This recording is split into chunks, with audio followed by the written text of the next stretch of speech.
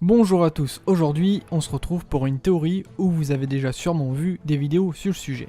Quelle est l'arme que Vegapunk a bien pu créer pour remplacer les Shichibukai? Alors petite remise dans le contexte de pourquoi des théories à ce sujet. Fujitora voulait proposer à la rêverie d'abolir le système des Shichibukai qu'il trouve corrompu. Il dit à son camarade Ryokogyu, si vous me suivez depuis un petit moment vous savez que j'arrive pas à prononcer le nom de ce personnage. Enfin bref, donc Fujitora parle à son camarade amiral, le taureau vert, qu'il revient de chez Vegapunk, et qu'il a entendu parler d'une fameuse arme qu'il venait de terminer. Et pour Fujitora, cette fameuse arme créée par Vegapunk pourrait être la solution pour abolir les Shichibukai. Il faut se dire que cette arme doit vraiment être puissante pour remplacer le troisième grand pouvoir qui maintient la paix à travers le monde. Mais avant de me prononcer et partir dans les théories, je vous propose d'analyser les faits et le peu de choses que nous connaissons sur Vegapunk. Vegapunk est reconnu comme le meilleur scientifique au monde, il a 500 ans d'avance, c'est en gros le roi des pirates de la science.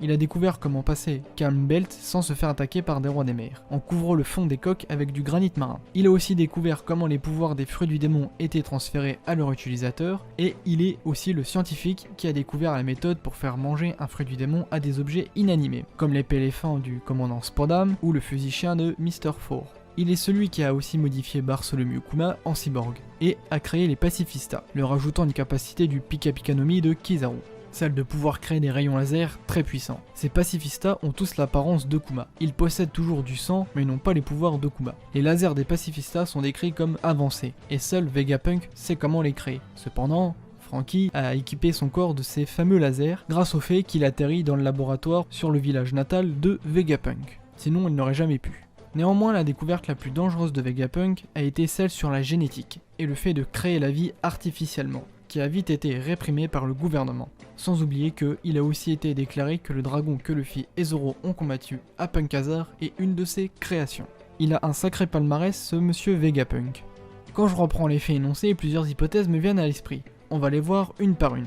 La capacité à fusionner des objets avec des fruits du démon. Nous connaissons aussi sa capacité à implanter le pouvoir d'un fruit du démon dans une arme, comme avec les canons des pacifistas, qui tirent des lasers de Kizaru. Comme l'a dit Oda, la marine possède dans ses rangs le fruit qui dispose de l'attaque la plus destructrice avec Akainu. Pensez-vous qu'il est possible d'avoir une arme tirant du magma? Je vais même aller plus loin, mais là c'est une grosse spéculation. Ryokugyu, qui a une possibilité d'avoir un Zoan, vous connaissez sûrement tous l'idée que la nouvelle génération d'amiral ont chaque type de fruit du démon. Kizaru Loga, Fujitora Paramecia et pourquoi pas le taureau vert un Zoan. Donc notre dernier amiral peut lui aussi avoir donné son pouvoir à la science, comme l'a fait Kizaru. Il est donc possible que les soldats de la marine soient équipés d'une armure faite à partir de la résistance du Zoan de Ryokugyu, pure spéculation, mais là c'est un peu plus crédible, et d'une arme, un fusil, qui utilise le magma d'Akainu. Bon, je suis d'accord, tout cela est futuriste et ça fait un peu Iron Man. Mais, je vous rappelle que Vegapunk a travaillé avec le père Vinsmoke, qui lui a réussi à créer des combinaisons de combat, donc la place est possible pour cette idée. Deuxième option, toujours en rapport avec les travaux que Vegapunk a pu faire avec Judge Vinsmoke. Le travail sur des clones grâce au code génétique. Tiens, intéressant tout cela. Est-il possible de créer des super soldats, et précisément 7 ? Leur corps ou leur peau, ou encore quelque chose en eux, serait du granit marin. Cela permettrait d'avoir un gros avantage sur les possesseurs de fruits du démon. Chose qui réduirait le nombre de ces super soldats à 7, comme les Shichibukai, serait l'attribution d'un fruit du démon artificiel, qui serait implanté dans leur gène. Fruit du démon artificiel, comme Vegapunk a pu le faire avec les préquels des Smile. Là, nous sommes en présence d'une arme aussi puissante individuellement qu'un Shichibukai. Bon, à savoir que dans les Shichibukai, on a eu Moria et Bagi comme Mihawk, donc le niveau de puissance n'est pas égaux. Les super soldats seront un juste milieu entre la puissance du plus fort comme du plus faible Shichibukai. Cette idée permettrait toujours d'avoir au gouvernement 7 marionnettes, soldats, aussi puissantes que les Shichibukai, mais à l'inverse, qui obéissent à doigt et à l'œil. Car, on l'a bien vu, la famille Vinsmoke, leurs clones, ils sont pas vraiment puissants. Mais avec la technologie de Vegapunk, plus du granit marin et les histoires de prendre un fruit du démon et de la planter dans quelque chose, on peut avoir des soldats vraiment très puissants.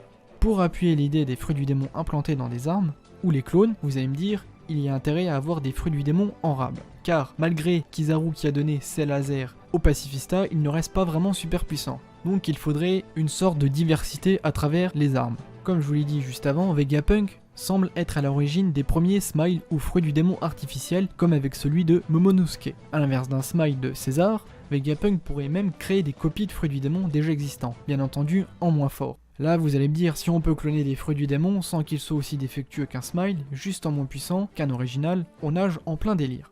Alors oui, mais il y a toujours possibilité de les nerfer. Mais par exemple, le fruit du démon de Momonosuke qui ressemble étrangement à celui de Kaido, je vous rappelle que Kaido a été capturé une paire de fois, non? Donc il est possible que Vegapunk puisse prendre une espèce d'ADN du possesseur du fruit du démon pour le réinjecter dans un fruit lambda et créer un fruit du démon artificiel. Si vous voulez, je vous invite à visionner ma vidéo sur l'arme secrète et surpuissante d'Elbaf. Je parle un peu plus de l'idée de pouvoir créer un fruit du démon artificiel grâce à quelque chose qui existe déjà.